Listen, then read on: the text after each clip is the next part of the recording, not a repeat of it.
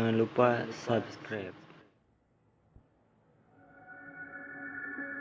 Assalamualaikum warahmatullahi wabarakatuh. Selamat malam buat kalian yang melihat atau mendengarkan video di channel ini. Seperti biasa, saya di sini akan menceritakan hal seram dan misteri. Dan untuk cerita malam hari ini, main petak umpet. Aku mau berbagi cerita seram nih.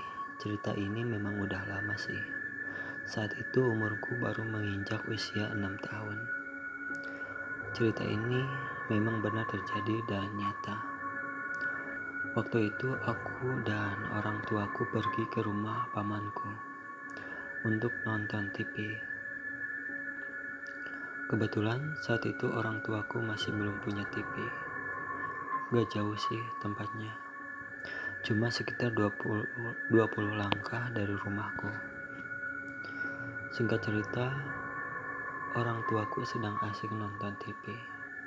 Sementara aku saat itu sedang main petak umpet sama 2 orang saudara sepupuku, anaknya pamanku.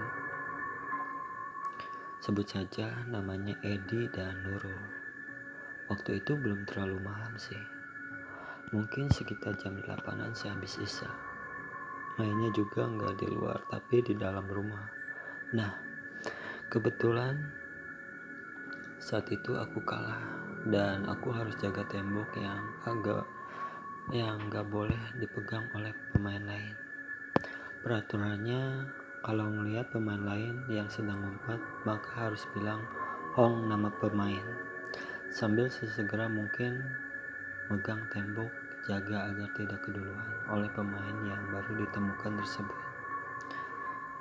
Dan kalau sampai keduluan, disebutnya buntul, maka seluruh pemain yang sudah ditemukan dianggap batal, gugur, dan mereka boleh ngumpet lagi.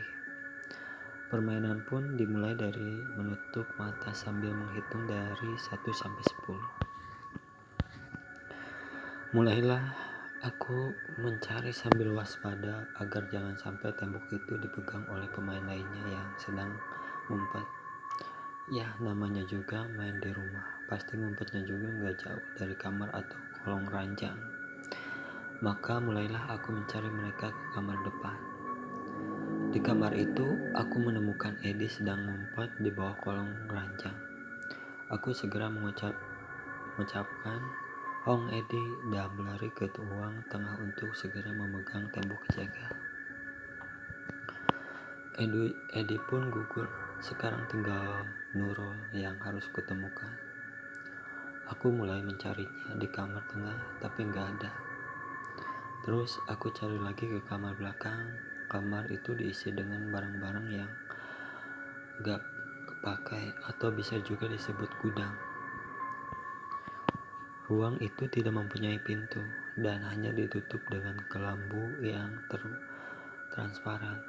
Jadi apa yang ada di dalam bisa kelihatan.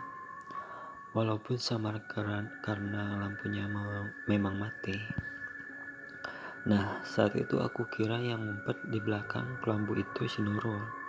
Soalnya aku melihat sepasang kaki di bawah, di celah antara kelambu dan lantai.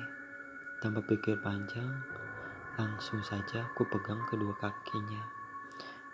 Itu sambil berkata, "Hong Nurul." Namun, astaga, ternyata badannya, tangannya dan kepalanya gak ada. Itu cuma kaki doang dari bawah sampai lutut. Padahal aku yakin yang kupegang itu adalah kaki manusia. Tekstur kulitnya terasa, namun agak dingin. Spontan aku kaget dan lari ke ruangan depan sambil nangis. Aku gak bisa cerita apa-apa sama ibuku karena saking takutnya. Esokan harinya aku langsung sakit panas selama 3 hari. Ibuku lalu memanggil orang pintar untuk menyembuhkanku. Orang pintar itu kebetulan tetanggaku juga. Beliau dikenal bisa menyembuhkan orang yang kena gangguan yang disebabkan jin atau makhluk halus lainnya. Aku lalu diberi segelas air yang sebelumnya sudah dikasih jampe-jampe oleh orang pintar tersebut. Dan akhirnya sakit itu berangsur sembuh.